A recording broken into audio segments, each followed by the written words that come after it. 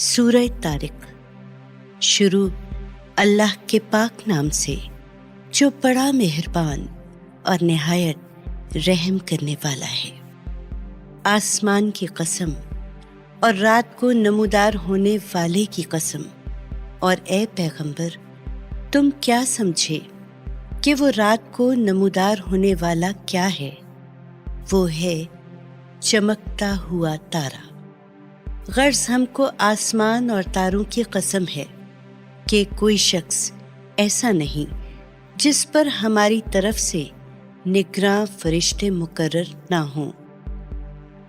بس انسان کو چاہیے کہ اور نہیں تو اتنی ہی بات کو دیکھے کہ وہ کس چیز سے پیدا کیا گیا ہے۔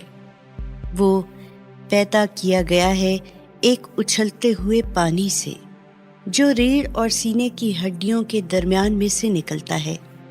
بے شک وہ خالق اسے لوٹا سکنے پر پوری طرح قادر ہے۔ جس دن چھپی باتوں کی جانچ پڑتال ہوگی، اس دن نہ تو آدمی کا خود اپنا زور چلے گا اور نہ کوئی اس کا مددگار ہوگا۔ قسم ہے بارش برسانے والے آسمان کی اور بیج کے پھوٹتے وقت پھٹ جانے والی زمین کی۔ بے شک یہ قرآن ایک دو ٹوک بات ہے اور وہ ہنسی مذاق نہیں ہے۔